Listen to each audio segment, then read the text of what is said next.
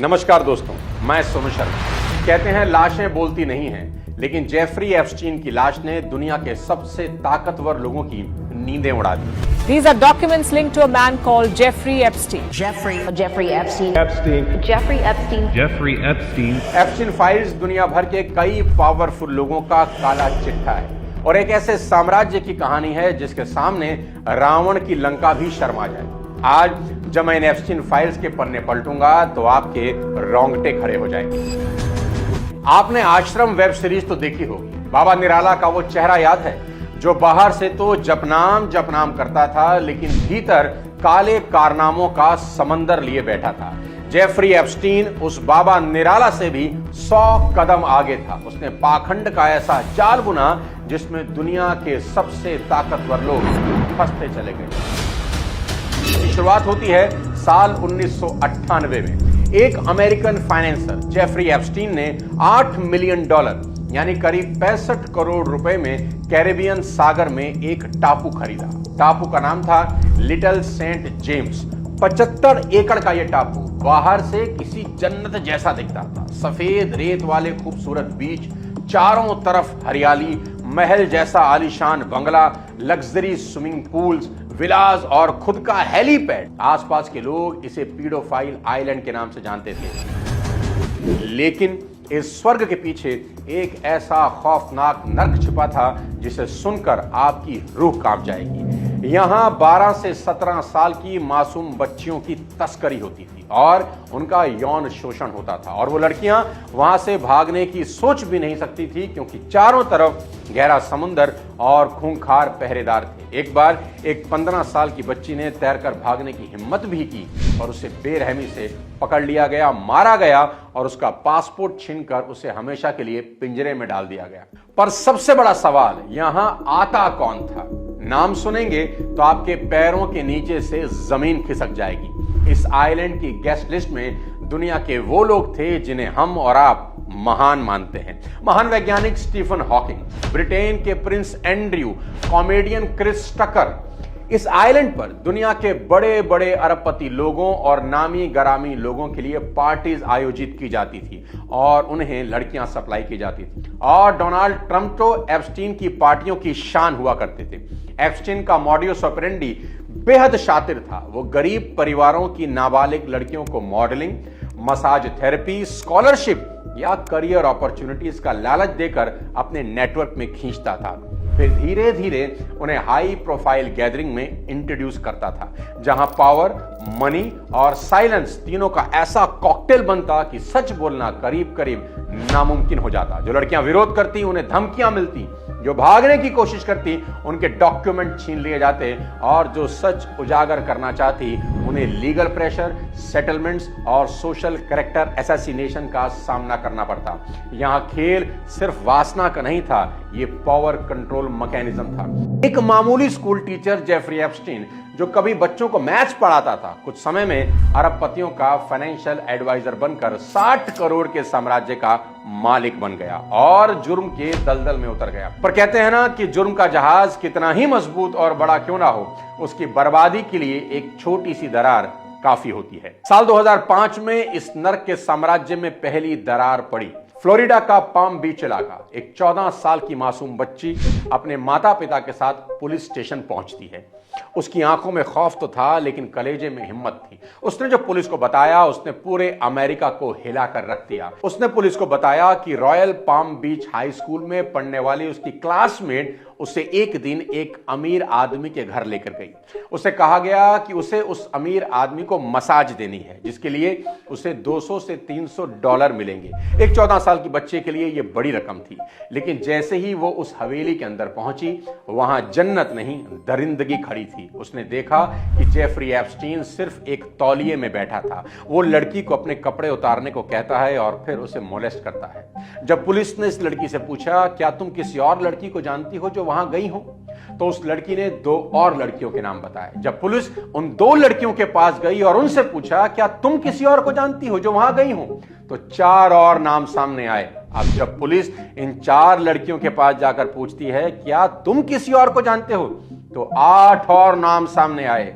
Police officials बिल्कुल हैरान थे, ये सिलसिला रुक ही नहीं रहा था और कुछ समय इन्वेस्टिगेशन करने के बाद 36 नाबालिग लड़कियों की पूरी लिस्ट पुलिस के सामने थी। A Palm Beach multimillionaire once again making headlines, Jeffrey Epstein, despite stories of sexual abuse from underage girls. Epstein ने लड़कियों को ही एजेंट बना दिया था। उन्हें कमीशन दिया जाता था कि वो अपने स्कूल की दूसरी मासूम लड़कियों को फुसलाकर इस नर्क में लेकर आए और सब लड़कियों को वहां ले जाने का पैटर्न बिल्कुल सेम था, मसाज का बहाना।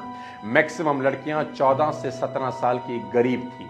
ये एक ऑर्गेनाइज सिंडिकेट की तरह चल रहा था जहां हर लड़की को नई लड़की को लाने के लिए पैसे मिलते थे। One distinctive time I brought a girl there, and when she came downstairs, it was clear she was traumatized. Something definitely happened that she was not okay with. I hold such an extreme amount of guilt for bringing these girls.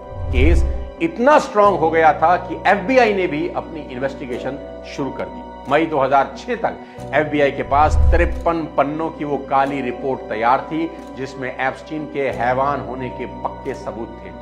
FBI की 53 पन्नों की report सिर्फ एक chargesheet नहीं थी, वो एक ऐसे ऑर्गेनाइज सेक्सुअल एक्सप्लॉयटेशन नेटवर्क का ब्लूप्रिंट थी जिसमें रिक्रूटमेंट से लेकर ट्रैफिकिंग तक हर चीज डॉक्यूमेंटेड थी। विक्टिम के statement, payment pattern, phone records, travel detail, सब कुछ उस रिपोर्ट में था। एप्स्टीन पर केस इंटरनेशनल सेक्स ट्रैफिकिंग का लगाया गया। 36 माइनर विक्टिम और दर्जनों गवाह। FBI की इन्वेस्टिगेशन इतनी पुख्ता थी कि सेक्स ट्रैफिकिंग के संगीन चार्जेस उस पर लगे थे और लगता था ये दरिंदा जिंदगी भर जेल में सड़ेगा। पर सिस्टम का असली तमाशा यहीं से शुरू होता है। अब वो हुआ जिसने पूरी दुनिया को चौंका दिया। मियामी के अटॉर्नी अलेक्जेंडर एकोस्टा ने बंद कमरों में एप्स्टीन के वकीलों के साथ एक कंट्रोवर्शियल प्ली डील कर ली। इस डील के तहत सारे फेडरल चार्जेस लगभग गायब हो गए। इंटरनेशनल सेक्स ट्रैफिकिंग की गंभीर धाराएं हटा दी गई और यह फाइनल हुआ कि एप्स्टीन को सिर्फ 2 छोटे ऑफेंसेस में खुद को गिल्टी मानना था। बदले में उसे और उसके साथियों को सभी चार्जेस से इम्यूनिटी दे दी जाती। और इसमें हैरानी की बात यह थी कि इस डील को लिफाफे में सील कर दिया गया जिसे अब कोई देख भी नहीं सकता था। विक्टिम्स तक को यह नहीं पता था कि आखिर हो क्या रहा है। 30 जून 2008 को एप्स्टीन को कोर्ट में पेश किया जाता है और डील के मुताबिक बड़े मासूम अंदाज में वो खुद को 2 चार्जेस में गिल्टी मान लेता है और उसे सिर्फ 18 महीने की सजा होती है। 36 बच्चियों की चीखों को कुछ हाई प्रोफाइल लोगों ने सेटिंग करके चंद कागजों के नीचे दबा दिया और एप्स्टीन को मिली सिर्फ 18 महीने की सजा। और सजा भी कैसी? जनाब को वर्क रिलीज मिला, यानी वो सुबह ऑफिस जाता, दिन भर ऐश करता, अपने बिजनेस डील करता और रात को सिर्फ गेस्ट अपीयरेंस देने जेल चला जाता। क्या बात है! ये जस्टिस के नाम पर सबसे बड़ा तमाचा था। और हैरान करने वाली बात एक और है कि सजा पूरी होने के 5 महीने पहले यानी जुलाई 2009 में उसे रिहा कर दिया गया। ये सब हुआ उस सीक्रेट डील की वजह से जो एप्स्टीन के वकीलों और मियामी के अटॉर्नी अलेक्जेंडर एकोस्टा के बीच हुई थी। लेकिन अब मैं जो आपको बताने जा रहा हूं उसे सुनकर आपके पैरों के नीचे से जमीन खिसकने वाली है। यही अलेक्जेंडर एकोस्टा आगे चलकर एप्स्टीन के दोस्त डोनाल्ड ट्रंप की पहली सरकार में सेक्रेटरी ऑफ लेबर बन गए। Our Secretary of the Department of Labor will be Mr. Alex Acosta. और यहां एप्स्टीन की रंगीन पार्टियां फिर से शुरू हो गई उसी आइलैंड पर जो उसकी अय्याशी का अड्डा था। पावरफुल लोगों का वहां आना जाना वैसे ही लगा रहा जैसे कुछ हुआ ही ना हो। पर कहानी यहां खत्म नहीं होती। विलेन बच के अभी निकला नहीं, क्योंकि कोई है जो उसकी मौत की स्क्रिप्ट चुपचाप लिख रहा था। उसका नाम था जूली के ब्राउन। एक पत्रकार की कलम अरबों डॉलर के साम्राज्य पर हथौड़ा बनकर गिरती है। साल 2018 में मियामी हेरल्ड न्यूज़पेपर में उनकी investigation series perversion of justice publish होती है। और सच मानिए ये सिर्फ रिपोर्ट नहीं थी, ये सिस्टम के चेहरे पर पड़ा वो तमाचा था जिसकी गूंज वॉशिंगटन से लेकर वॉल स्ट्रीट तक सुनाई दी। 9 साल, पूरे 9 साल तक जूली ने उन फाइलों को खंगाला जिन्हें सिस्टम ने दफन कर दिया था। विक्टिम्स को ढूंढा, उनके बयान जोड़े, कोर्ट डॉक्यूमेंट निकाले, सीक्रेट डील की पर्दे उधेड़ी और जब रिपोर्ट सामने आई तो दुनिया ने पहली बार साफ देखा कि कैसे एक स्वीट हार्ट डील ने न्याय का गला घोंट दिया। उस रिपोर्ट में उन 8 पीड़ित लड़कियों के दर्द भरे इंटरव्यू थे। किसी ने बताया कैसे उनके सपनों के बदले उनकी अस्मिता छीनी गई। किसी ने बताया कैसे पैसों के लालच में फंसाकर उसे बार बार उसी नर्क में धकेला गया। और किसी ने कहा हमें लगा था कि सिस्टम हमें बचाएगा, पर सिस्टम ने उसे ही बचा लिया।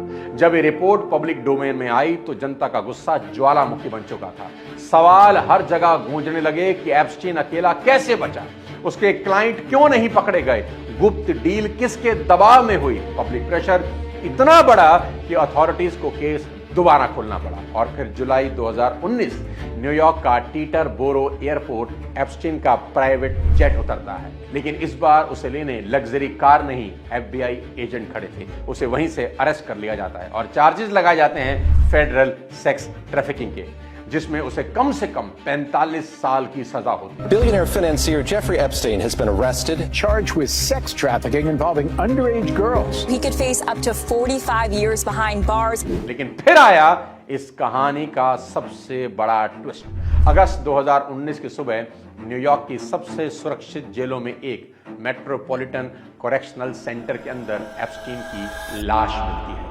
इसे दुनिया के सामने एक सुसाइड बताया गया। पर जरा इन अजीब इत्तेफाकों पर गौर करिए। जिस रात एप्स्टीन की मौत हुई उस रात सेल के बाहर लगे CCTV कैमरा अचानक खराब हो गए। नियम के मुताबिक गार्ड्स को हर 30 मिनट में एप्स्टीन को चेक करना था, लेकिन उस रात दोनों गार्ड्स गहरी नींद में सो गए। कमाल की बात है। अब यह बात फैलने लगी कि उसका मर्डर हुआ है और इस बात को डोनाल्ड ट्रंप के सपोर्टर ही फैला रहे थे।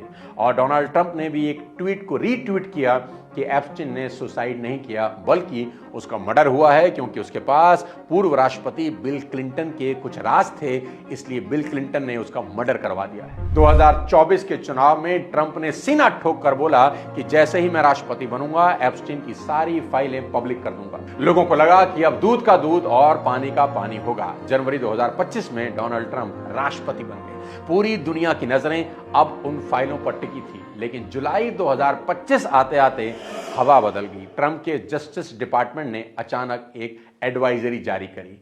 एप्स्टीन की कोई क्लाइंट लिस्ट मौजूद ही नहीं है और जो ट्रंप कल तक इन फाइलों के लिए लड़ रहे थे वो अब इसे बोरिंग इशू और डेमोक्रेटिक पार्टी का ढकोसला बताने लगे। Pretty boring stuff. Democrat hoax that never ends.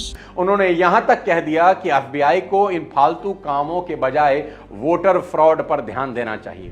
Elon Musk ने ट्वीट किया कि ट्रंप का नाम खुद इन फाइलों में है, इसलिए वो उसे पब्लिक नहीं करना चाहते। हालांकि बाद में एलन मस्क ने इस ट्वीट को भी डिलीट कर दिया। पर आखिर ऐसा क्या था जो ट्रंप को पीछे हटने पर मजबूर कर रहा है? दरअसल ट्रंप और एप्स्टीन की दोस्ती 20 साल पुरानी थी।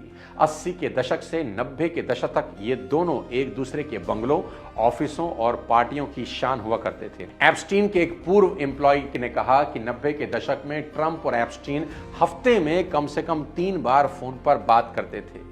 मॉडल स्टेसी विलियम जो एप्स्टीन की गर्लफ्रेंड थी, उसने यहां तक कहा कि 93 में जब वो एप्स्टीन के साथ ट्रंप टावर गई तब ट्रंप ने उन्हें गलत तरीके से छुआ और एप्स्टीन वहां खड़ा ये देख रहा था।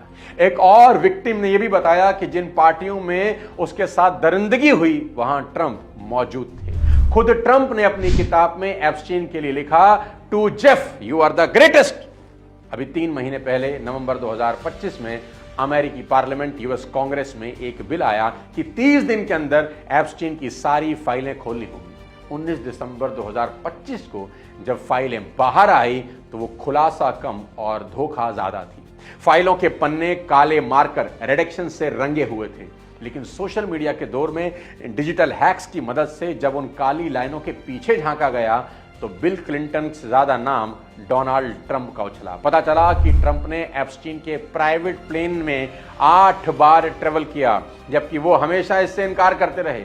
एक ईमेल में एप्स्टीन ने लिखा कि ट्रंप को सब पता था कि वहां क्या हो रहा है, लेकिन वो खामोश रहे। और सबसे खौफनाक खुलासा यह था कि एक लिमोजिन ड्राइवर ने FBI को बताया कि 1995 में ट्रंप फोन पर एक लड़की के शोषण की बात कर रहे थे। उसी लड़की ने बाद में यह दावा किया कि ट्रंप और एप्स्टीन ने मिलकर उसका रेप किया था। अभी भी 10 लाख से ज्यादा दस्तावेज सरकारी तिजोरियों में कैद हैं। काले मार्कर से मिटाए गए उन नामों के पीछे कितने राष्ट्रपति, कितने अरबपति और कितने पावरफुल लोग छिपे हैं, ये तो शायद वक्त बताएगा। या ये गायब ही हो जाएं। लेकिन एक बात तो साफ है, इंसाफ की कुर्सी पर बैठने वाले जब खुद कटघरे में हों तो सच अक्सर ब्लैक मार्कर के नीचे दबा दिया जाता है। एप्स्टीन नाम का दानव भले ही मर गया, लेकिन 7 साल बाद भी उसके पाप आज भी उतने ही फ्रेश हैं, क्योंकि आज भी उन मासूमों को न्याय नहीं मिला। कहते हैं ना कि अपराध करने वालों से भी बड़ा अपराधी वो है जो उसे संरक्षण देता है।